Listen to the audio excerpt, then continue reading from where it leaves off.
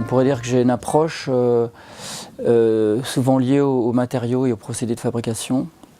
Souvent je les re-questionne parce que je reste fasciné en fait par l'élaboration d'un objet, depuis l'état de la matière dans la nature par exemple à la fabrication finale.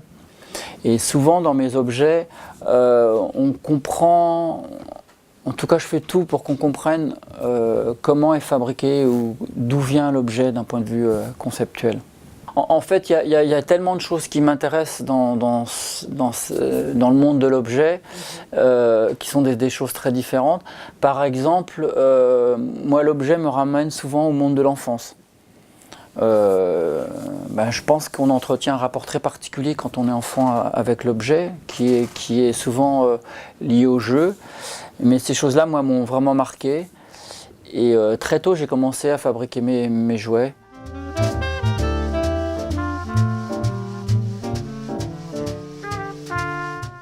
Le premier objet que j'ai fait quasiment, c'était la chaise Pack, qui re-questionnait vraiment la manière dont on peut fabriquer un objet en plastique. Parce que comme je suis issu du monde de l'industrie et de la technique, j'ai toujours été fasciné par le fait que une chaise par exemple qui fait 1,5 kg va être enfantée par un moule qui fait plusieurs tonnes. Donc c'est un peu la montagne qui accouche d'une souris.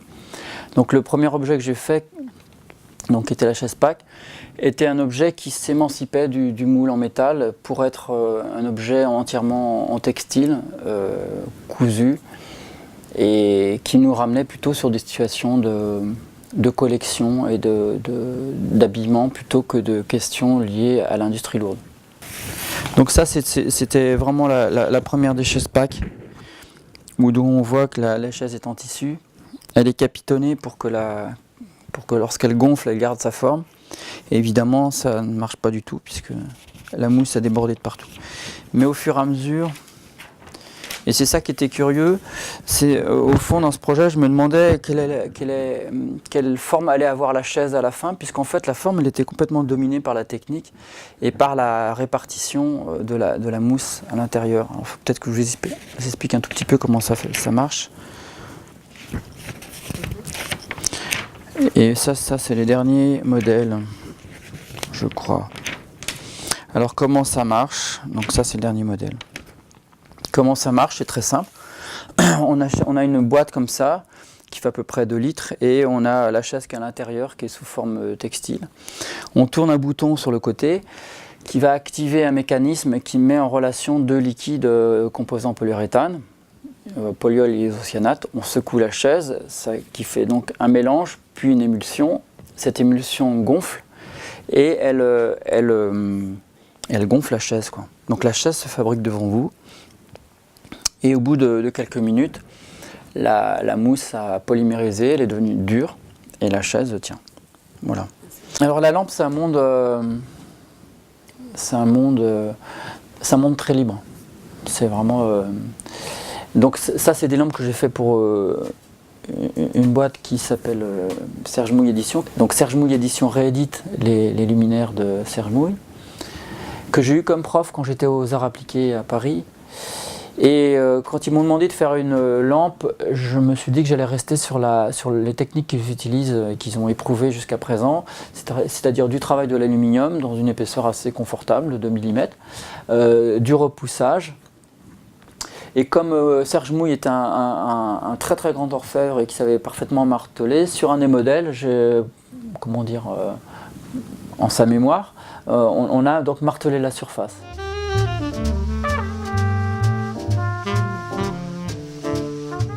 Moi je trouve qu'il faut rester très vigilant parce que il faut pas que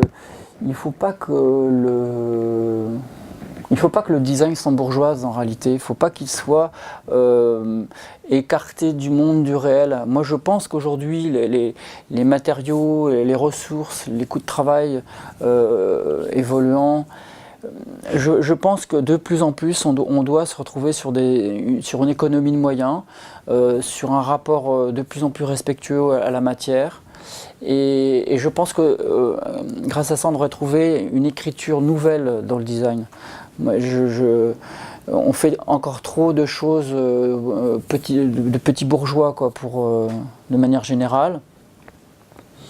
Et donc je crois que, enfin moi je reste persuadé en tout cas qu'il faut aller sur des choses beaucoup plus économes.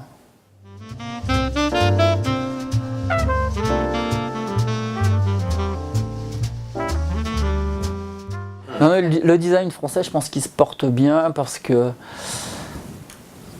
comme moi qui enseigne, je vois bien qu'au fond, il y a vraiment cette culture de l'individu et chacun cherche sa voie. Et du coup, effectivement, ça peut donner des traces très différentes d'un designer à l'autre.